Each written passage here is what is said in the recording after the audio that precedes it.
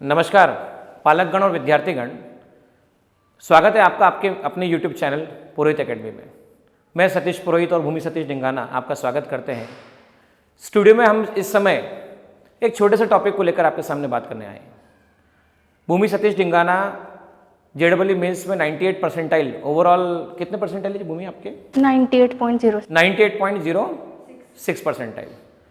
देखिए, ये बात इसलिए इम्पॉर्टेंट है कि 98 परसेंटाइल बनाना जलगांव में रहकर, जलगांव के इन्वायरमेंट में रहकर, आप ही के जैसे लोगों के बीच में रहकर बहुत महत्व की बात हो जाती है।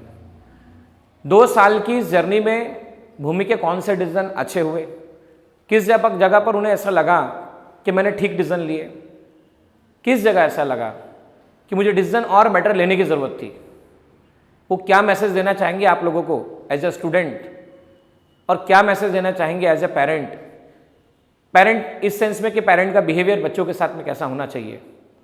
तो इसी बातचीत को लेकर मैं हाजिर हुआ हूँ और जो मैं आपसे अभी कम्युनिकेशन करूँगा आने वाले कुछ समय, उस कम्युनिकेशन का मेजर फोकस होगा भूमि के अपने एक्सपीरियंस 2 साल की जेडब्ल्यू मेंस की तैयारी को लेकर। आखिरी में कंक्लूड करते वक्त ये भी बात करेंगे कि जेडब्ल्यू मेंस के साथ साथ महाराष्ट्र सिटी पर भूमि का किस तरह से फोकस रहा। तो मैं अपने क्वेश्चन की शुरुआत करता हूँ पहले क्वेश्चन के साथ में। कॉन्ग्रेचुलेशन भूमि आपको इस बात को लेकर के आपने बहुत अच्छा स्कोर किया। Thank you sir. और मैं जानना चाहूँगा, बताइए आप बच्चों को कि किस कारण से आपने इंजीनियर बनने का फैसला लिया? स्टार्टिंग में तो 10th के बाद जब मुझे 96 परसेंटेज आए तो मुझे थोड़ा मोटिवेट मिला कि मुझे कुछ बड़ा करना चाहिए, जैसे नीट या JEE के थ्रू। तो मेरा ऐसे स्पेसिफिक नहीं था कि मुझे इंजीनियर में ही जाना है या क्या, बट जैसे जैसे मैं JEE की पढ़ाई में घुसने लगी, जैसे जैसे मुझे समझ में आया कि क्या है JEE मेंस, एडवांस और सब कुछ, तो मुझे समझ में आया कि हाँ, मैं इंजीनियर के लिए कैपेबल हूँ। और मैं मैथ्स में इंटरेस्ट ज़्यादा रखती थी, फिजिक्स में भी अच्छा मेरा स्कोर आता था और फिजिक्स में भी इंटरेस्ट था मेरा, तो इसीलिए मैं इस वजह से ही इंजीनियर का चूज़ किया मैंने। मेरा सेकंड क्वेश्चन भूमि के साथ में है, क्या आपने 10th क्लास के बाद इंजीनियरिंग साइड में जाने से पहले कोई करियर काउंसलिंग टेस्ट करवाया था क्या? जवाब दें भूमि। करियर काउंसलिंग टेस्ट नहीं कराया, मतलब जो भी तैयारी आपने की आपके अपने पर्सनल ओन डिसीजन के बेसिस पे की। ऐसा क्यों नहीं लगा भूमि को कि मुझे जलगांव से बाहर जाना चाहिए और तैयारी करना चाहिए? क्योंकि बहुत सारे बच्चे जो 10th क्लास से पास आउट होते हैं उनका ऐसा मानना होता है कि बेटर प्रिपरेशन के लिए हमें मेट्रो सिटीज़ में जाना चाहिए, बड़ी सिटीज़ में जाना चाहिए, वेल नोन कोचिंग सेंटर्स को चॉइस करना चाहिए।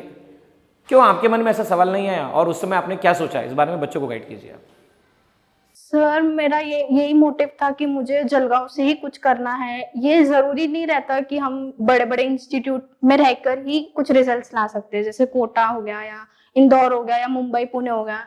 ये कंपलसरी नहीं है, ये बच्चे की खुद की सेल्फ स्टडीज पर डिपेंड है सब कुछ। और मुझे जलगांव में वो इन्वायरमेंट भी मिला, ऐसा नहीं है कि मतलब कुछ इन्वायरमेंट नहीं था पढ़ाई का या क्या। ये सब कुछ अपने ऊपर रहता है, खुद पे डिपेंड रहता है सब कुछ कि हमको क्या करना चाहिए क्या नहीं करना चाहिए।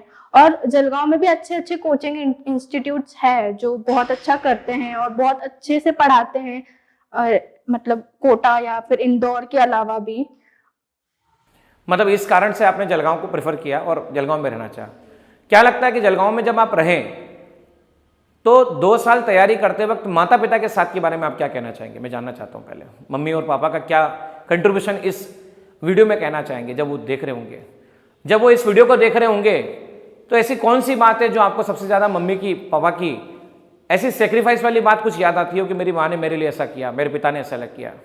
क्योंकि मैं ऐसा समझता हूँ, we people that means teacher निश्चित रूप से आपके लिए डेडिकेटेड रहे हैं, हम सब टीचर का ग्रुप।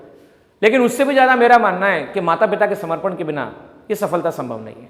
तो 2 शब्द माता पिता के लिए जरूर बोलें आप। जी सर, मम्मा पापा ने तो बहुत सेक्रीफाइसेस किए। ऐसा नहीं है कि बच्चा सिर्फ अकेला एग्जाम देता है, उनके साथ पूरी उसकी फैमिली देती है एग्जाम।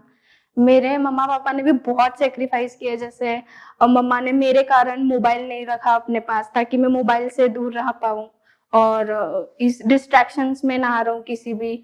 पापा का भी बहुत सेक्रीफाइसेस है, सुबह जाते थे अपने शॉप पे लगते थे, उनका ज्यादा ध्यान नहीं रहता था पर उनका पूरा सपोर्ट रहता था। जो करती थी मतलब कभी मना नहीं करते थे फीस देने में, ये करने में, वो करने में। और उनके सेक्रीफाइस और उनके सपोर्ट के बिना मैं यहाँ नहीं होती थी आज। 2 साल जब कोई बच्चा 10th क्लास के बाद बाहर चला जाता है और जैसे आप 2 साल अपने माता पिता के साथ रहे, क्या लगता है आपको, क्या फ़र्क पड़ता है कि जब 10th के बाद बच्चा बाहर चला जाता है, आपके दोस्तों से आपकी बात हुई होगी जो बाहर गए होंगे और आप अपने माता पिता के साथ में रहे? मेरे कहने का मतलब है, हो सकता है कि आपके बहुत सारे दोस्त जलगांव से बाहर गए हों पढ़ने के लिए और उस समय आपको ऐसा लग रहा हो कि मैंने कुछ गलत डिसीजन लिया जलगांव को। थोड़ी बहुत शिवरिंग रहती है मन में, हल्का फुल्का लगता है कई बार कि शायद मैं जलगांव से बाहर जा सकूं, या वो लोग जा रहे हैं तो उनके रिजल्ट ज़्यादा बेटर आ जाएंगे। तो क्या ऐसा कुछ हुआ कि आपके 10 दोस्त अगर बाहर गए हों और आप जलगांव रुके हों तो उनके रिजल्ट कुछ ज़्यादा बेहतर आ गए हों और आप ऐसा महसूस कर रही हो कि आपका रॉन्ग डिसीजन रहा जलगांव में?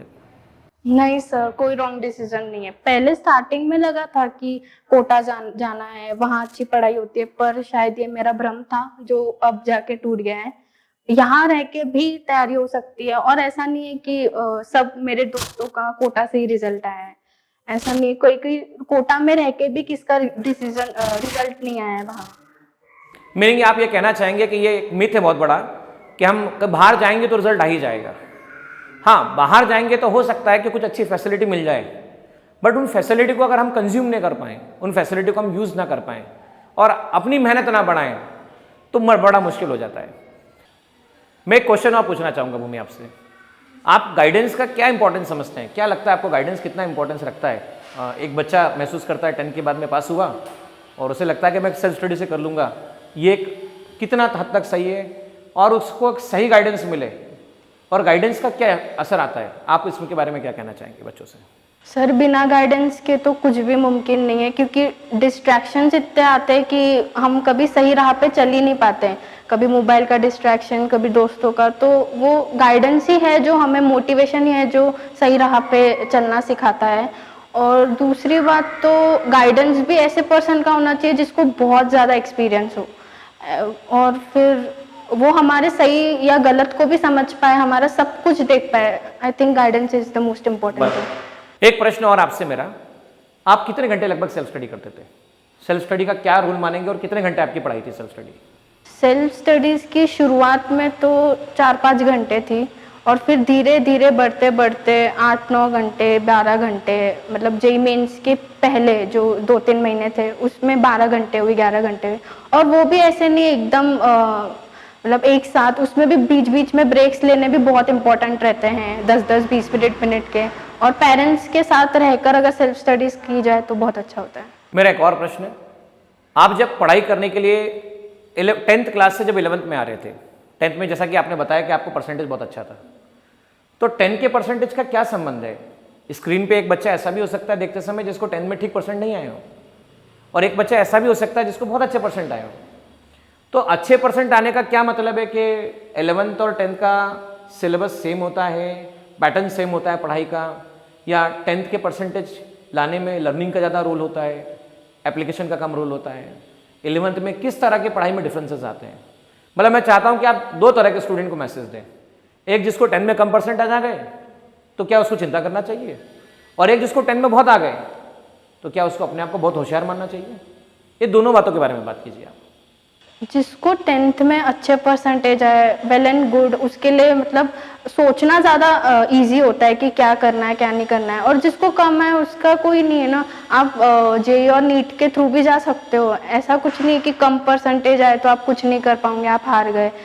10th is something like learning, और उसमें आपको सिर्फ बेसिक सिखाया जाता है, और वो बेसिक आप 11th में जाके भी सीख सकते हैं, 11th में जाके मेहनत करके भी कर सकते हैं। तो दोनों अपनी जगह सही है। मैं ऐसा नहीं बोलूँगी कि जिसको अच्छे परसेंटेज आए वही बस 11th में अच्छा करेगा या जेई फोड़ेगा।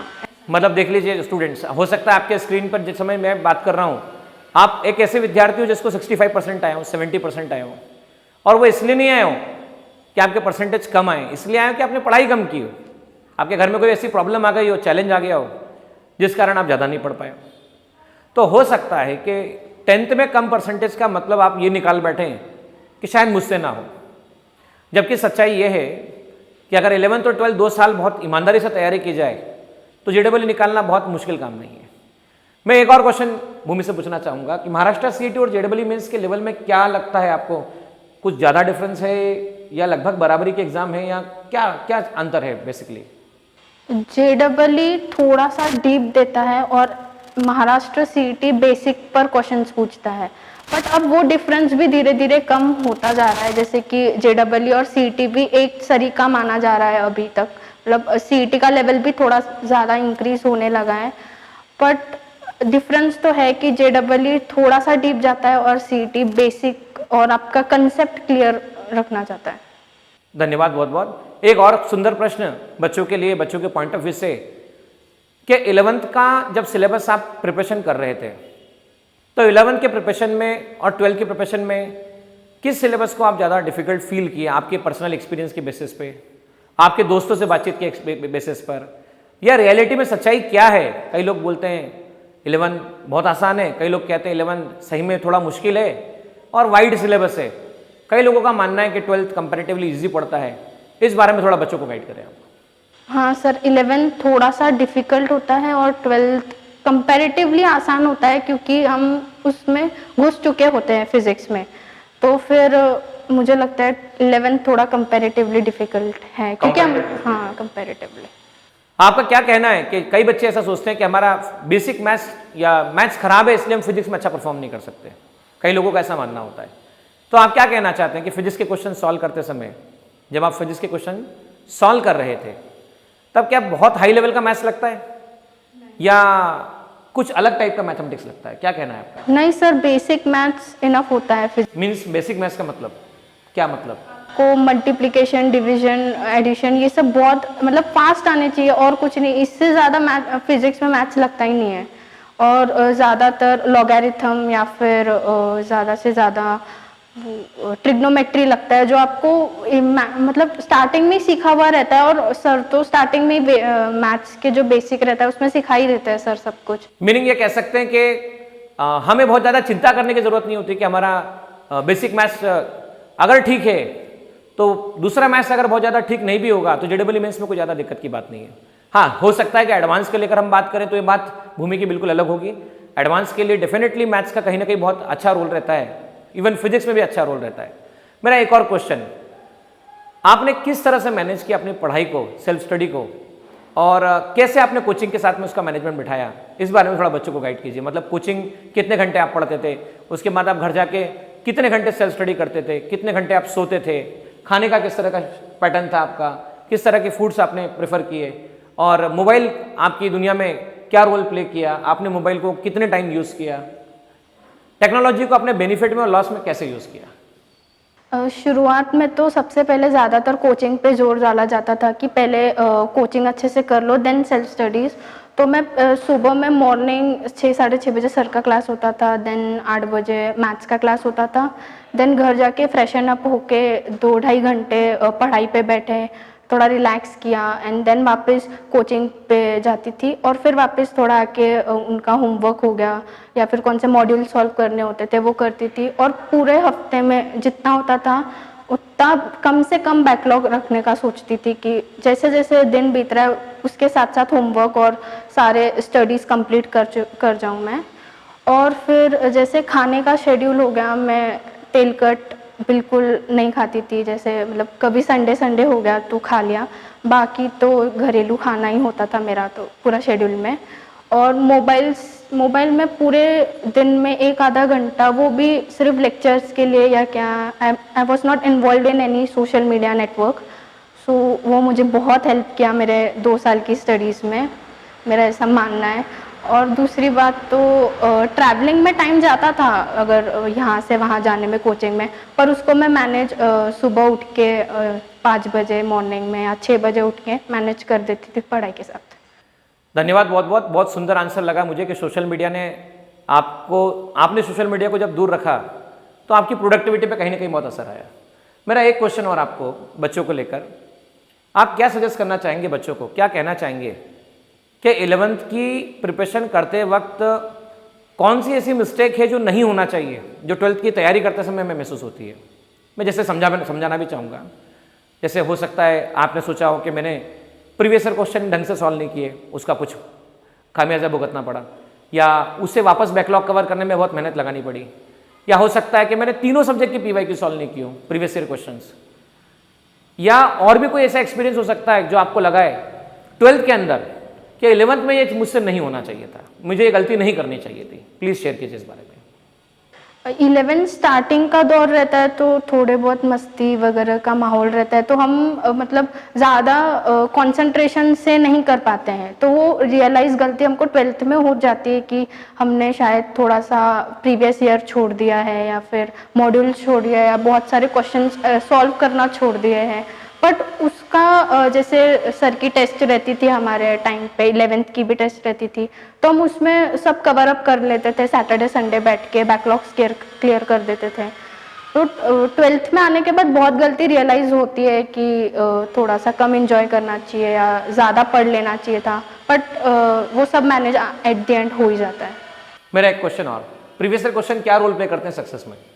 बहुत ज़्यादा प्ले रोल करते हैं मेरे हिसाब से, तो क्योंकि अभी जेई मेंस में सीधा पिछले साल के पीवाईक्यूज उठा के डाल दिए, ना ऑप्शंस में चेंज, ना उसमें डिजिट में चेंज, ना कुछ भी, सीधा जैसा क्वेश्चन है वैसा ही डाल दिया जाता था। तो इसलिए मैं तो बोलती हूँ प्रीवियस ईयर क्वेश्चंस को सबसे पहले उठाना चाहिए, ताकि वो क्लियर हो जाए, उसके बाद बाकी जो एडवांस लेवल प्रॉब्लम्स है वो करना चाहिए। कई लोगों का मिथ है बड़ी बड़ी किताबों को हाथ लगाना चाहिए, आप सजेस्ट करेंगे या पहले सबसे पहले प्रीवियस ईयर क्वेश्चन पे वर्क करना चाहिए? पहले पीवाईक्यूज करना चाहिए, उसका पैटर्न समझना चाहिए, कैसा आता है कैसा नहीं आता है, and then go for advance questions. जब आप 12th में गए तो 11 का कितना बैकलॉग था आपका, लगभग कितने चैप्टर्स का बैकलॉग था 12th में जाते वक्त? आखिरी के 2-3 चैप्टर जैसे सॉलिड फ्लूइड हो गया, और फिर 2-3 चैप्टर थे फिजिक्स में आखिरी के, बट मैंने वो जैसे ही छुट्टियां मिली थी मई की, उसमें मैंने क्लियर कर दिया। मतलब हॉलीडेज का आपने बिल्कुल बखूबी यूज़ किया। 12th में जाते वक्त जैसे आप 12th गए थे, एक बहुत बड़ा चेंज आता है। वो चेंज पता क्या रहता है? वो चेंज रहता है कि हम 11 से 12th में जाते हैं, 12th का नया सिलेबस होता है, फिर 11 के पिछले चैप्टर रहते हैं, उन्हें याद भी रखना होता है, मतलब नया भी पढ़िए और पुराना भी पढ़िए। उस समय आपने कैसे मैनेजमेंट बिठाया? उस समय 12th का चल रहा है इलेक्ट्रोस्टैटिक चैप्टर, मान लीजिए कोई नया चैप्टर, और पुराना 11 का टॉपिक है, तो आपको क्या लगा लंबा गैप हो जाने पर अगर रिवीजन नहीं कर पाते हैं तो भूलने की कितनी संभावना थी? या फिर आपने अपनी पढ़ाई में प्रेजेंट स्टडीज़ और प्रीवियस स्टडीज़ का क्या कॉम्बिनेशन रखा, जिससे कि पुरानी चीज़ें याद भी रहे और नई चीज़ें डेवलप भी हो? ये जरूर बताइए स्टूडेंट्स को। सर मैं शॉर्ट नोट्स बनाती थी, जैसे 11th के मेरे पहले से ही, जैसे आप चैप्टर ख़त्म करते थे और मेरे शॉर्ट नोट्स रेडी हो जाते थे, तो फिर फिज़िक्स में दिक्कत होती है फॉर्मूलेस की, कि हमें फॉर्मूलेस याद नहीं होते हैं। तो मेरे हिसाब से आप मंडे टू फ्राइडे एकदम 12th की पढ़ाई कीजिए, और थोड़ा एक आधा घंटा बीच में निकाल के 11th का सिर्फ फॉर्मूलेस रिवाइज कीजिए, ताकि वो कभी भूल ना पाए आगे जाके, और वो फॉर्मूलेस 12th में भी काम आते हैं बीच बीच में कौन से चैप्टर्स में। तो उसको मैनेज तो करना ही पड़ता है 12th और 11th को, ताकि अगर ज़्यादा गैप हो जाए तो हम सब कुछ भूल जाते हैं, और फिर ज़्यादा बैकलॉग होता है, और उसको रिवाइज करने में और 1-2 दिन 4-5 दिन और बिगड़ जाते हैं। 12th के साथ में किस तरह से आपको लगा कि 12th पे कितना फोकस करना चाहिए बोर्ड के पेपर्स को?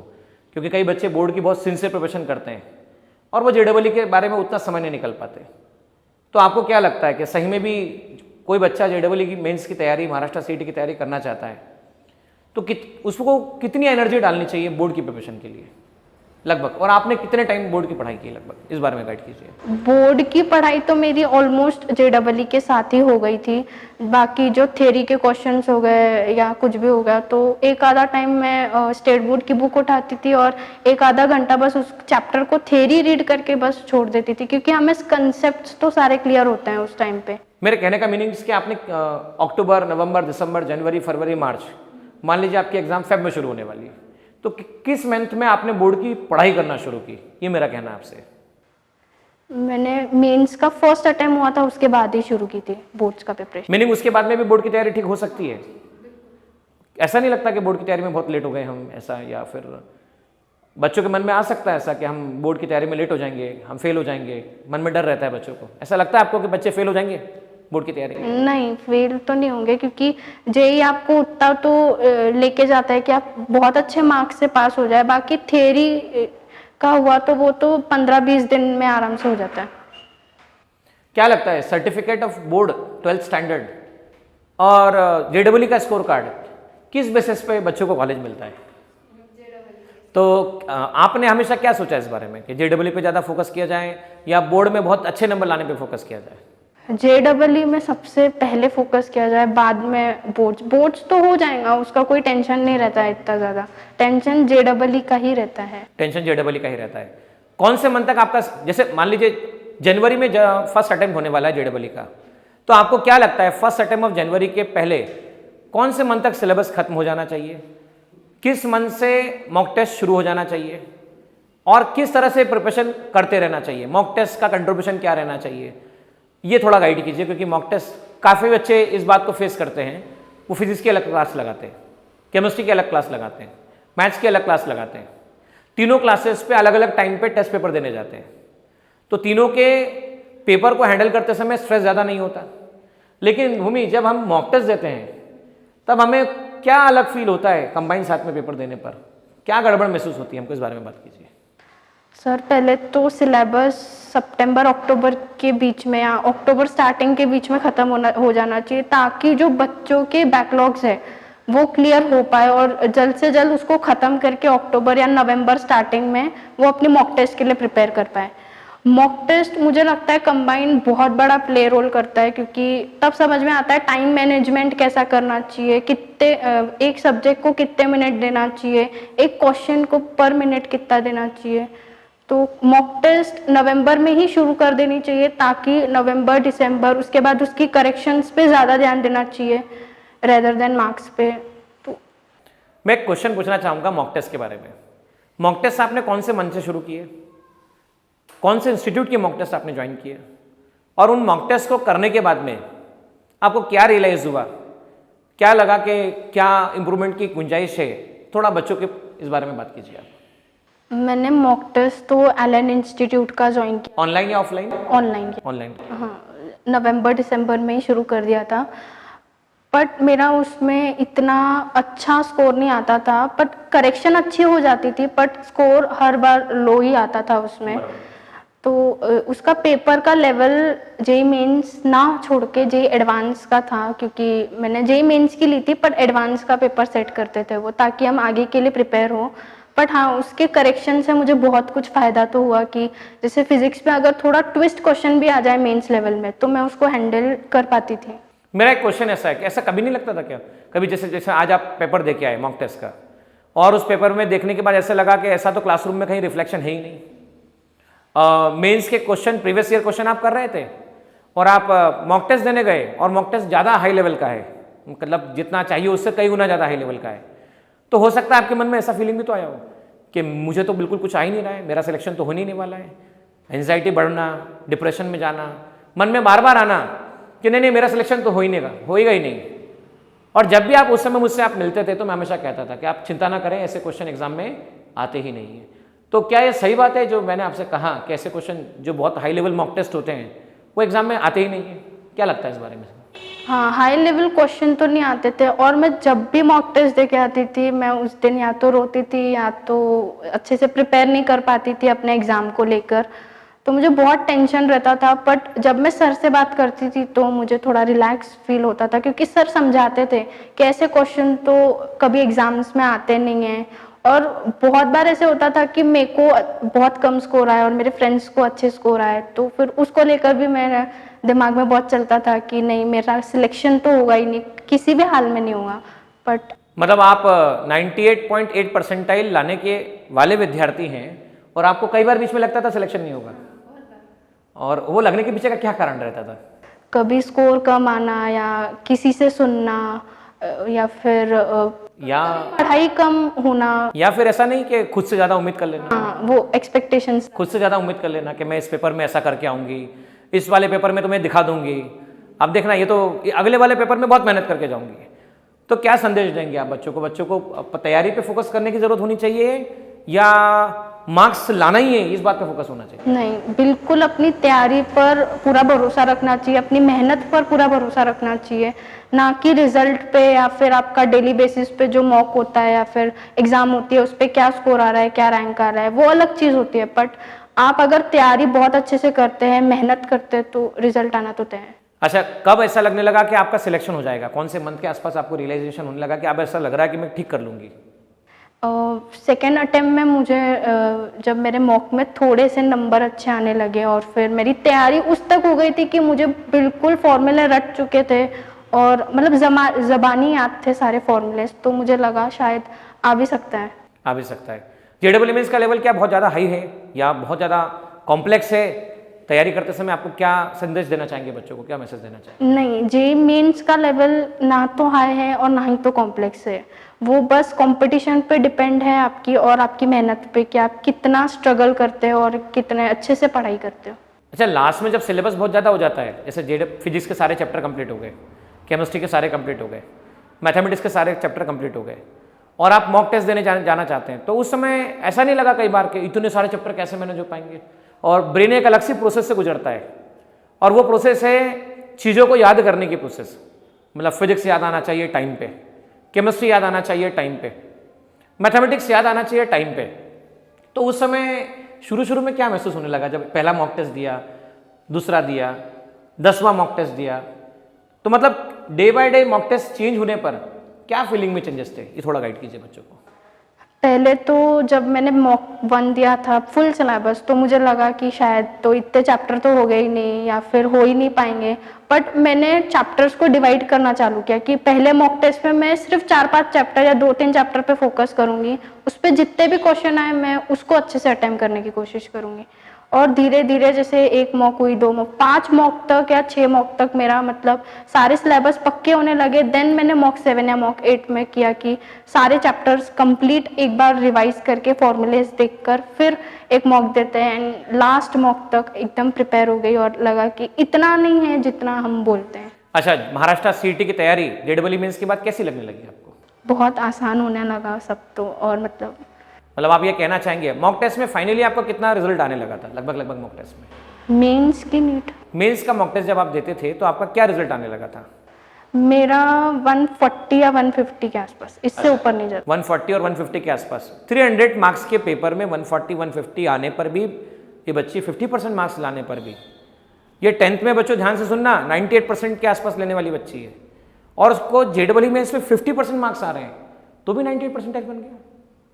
बच्चों को क्या कहना चाहेंगे, पेरेंट को क्या कहना चाहेंगे? बहुत सारे पेरेंट बोलते हैं कि जेडब्ल्यू का स्कोर कार्ड देख रहे हैं हम तो एकेडमी में नंबर तो बहुत कम आ रहे हैं, और पेरेंट ऐसा कंपेयर करते हैं कि मेरा बच्चा तो 10th क्लास में इतना होशियार था, ये क्लास ज्वाइन की या ये कोचिंग क्लास इंस्टीट्यूट ज्वाइन किए, चाहे तीनों सब्जेक्ट की बात कर रहा हूँ मैं, ऐसा नहीं फिजिक्स के बारे में बोल रहा हूँ, केमिस्ट्री ज्वाइन किया, मैथ्स ज्वाइन किया, बच्चे के तो परसेंट 40% आ रहे हैं, 50% आ रहे हैं। तो क्या कहना चाहेंगे, पेरेंट को क्या संदेश देंगे कि जेडब्ल्यू के 50% मार्क्स और बोर्ड के 98% मार्क्स कंपेयर होने चाहिए या दोनों अलग अलग पैटर्न है?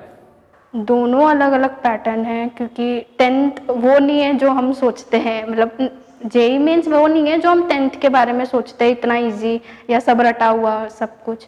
तो मैं बोलूँगी कि जेईई मेंस में फाइनल में हमको अच्छा करना पड़ता है, जो एक्चुअल पेपर रहता है उसमें हमको बहुत अच्छा रिजल्ट लाना पड़ता है, ना कि ये मॉक टेस्ट। ये तो आपकी लर्निंग और आपकी करेक्शन या आप किधर कम हो रहे हैं उसके बारे में ही है, बाकी असली रिजल्ट तो वो पेपर वाले दिन ही आता है। जेडब्ल्यू मेंस का फाइनल स्कोर आपका कितना रहा था मार्क्स के टर्म में? जैसे मॉक टेस्ट का आपने बताया 140 मार्क्स था, 145 था ना मॉक टेस्ट का, तो आपका जेडब्ल्यू का फाइनल स्कोर कितना आया? 195। देखो बच्चों, मॉक टेस्ट के 145 मार्क्स के बाद जेडब्ल्यू में बच्चे का स्कोर 195 है। मतलब ऐसा नहीं कि मॉक टेस्ट में आपको कम नंबर आ रहे हैं तो आपको रुक जाना चाहिए, खुद से नेगेटिव बात करना चाहिए, टूट जाना चाहिए, ऐसा नहीं है। अच्छा, जब आपके नंबर कम आते थे तो आप किस चीज़ को ध्यान में रख के मेहनत करते थे? आप क्या सोचते थे उस समय आप जब डिस्टर्ब रहते थे कि मुझे तैयारी क्यों करना है, क्या कारण है उसका? सपना पूरा करना है, मम्मा पापा को खुश करना है, उनको कभी उदास होते हुए नहीं देख सकती, तो इसलिए मैंने सोचा कि कुछ नहीं, अगले बार कर करके मुझे यही मोटिवेशन आता था कि नहीं, मैं अगले बार तो कर ही लूँगी अच्छा। और इसी के कारण मेरा जेईई मेंस में अच्छा मतलब आपका पर्पस था कि आपके माता पिता के आंखों में आंसू ना हो और वो ज़्यादा से ज़्यादा बेहतर फील कर सकें, ये बहुत बड़ी बात थी।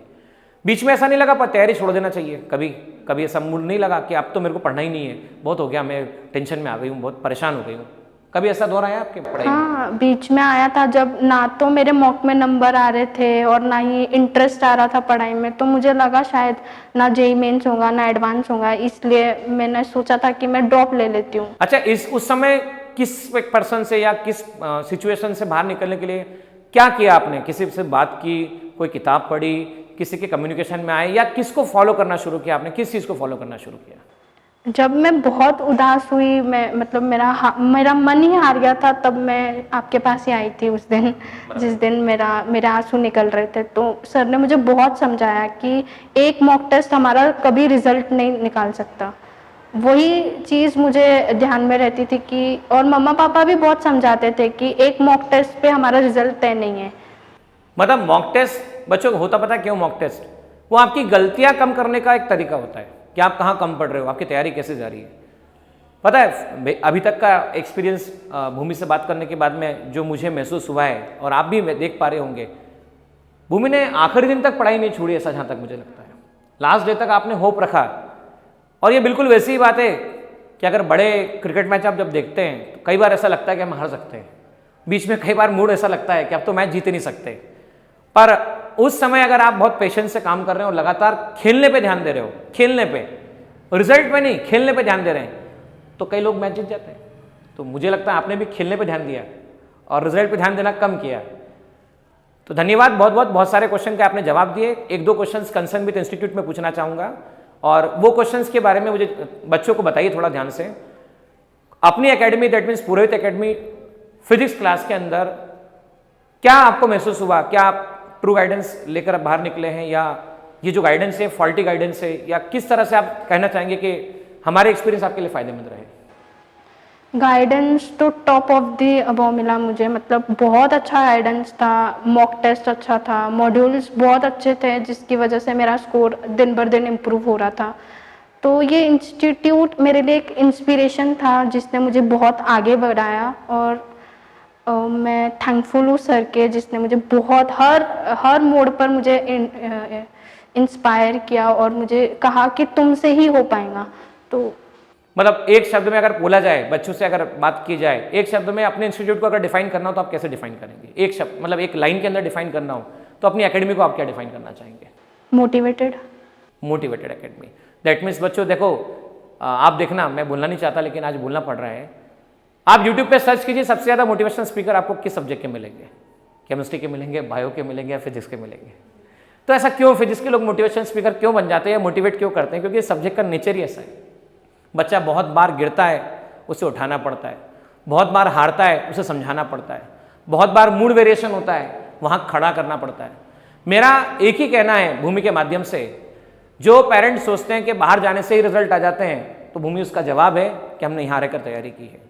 जो पेरेंट्स सोचते हैं कि भूमि के साथ के सारे बच्चे बाहर गए, हमने जो डिसीजन लिया कि भूमि यहाँ रहकर तैयारी करें, निश्चित रूप से भूमि से कांटेक्ट कीजिए। और आपको कभी भी ऐसा लगे कि आपको कोई गाइडेंस की रिक्वायरमेंट है, तो निश्चित रूप से मैं इस वीडियो के एंड में भूमि का कॉन्टैक्ट नंबर भी लिख के दे दूंगा, आप जरूर मदद लीजिए इसकी। क्योंकि जो संघर्ष से गुजरता है, जो मुश्किल से बढ़ता है और जो सफलता को प्राप्त करता है, वो विद्यार्थी मेरे सामने है, भूमि सतीश डिंगाना। धन्यवाद, बहुत बहुत आप स्टूडियो में आए, आपका समय दिया। आपके माता पिता को बहुत बहुत धन्यवाद। अब आप माता पिता अगर इस वीडियो को सुन रहे हैं तो जरूर ध्यान से सुनिएगा। कई लोगों को लगता है कि बेटियां उधार होती है, कई लोगों को लगता है कि बेटियां तो जाने वाली होती है, कई लोगों को लगता है तो बेटियां किस काम आती है, पर मैं ऐसा कहता हूं कि भूमि जैसी कई बेटियां भारत में मौजूद है जो दोनों परिवारों के लिए आगे चल के इतिहास बनने वाली है। क्योंकि आज जिस तरह से भूमि ने पढ़ाई की है, वो आने वाली जनरेशन के लिए इंस्पिरेशन है। मैं जहाँ तक समझता हूँ, सिंधी परिवार बराबर है ना, सिंधी परिवार में है ना बेटा आप, तो वहाँ के बच्चे या तो पढ़ते हैं या बिल्कुल नहीं पढ़ते, तो ये पढ़ने वालों में से है, काफ़ी इंस्पिरेशन है। धन्यवाद भूमि, वंस अगेन, थैंक यू।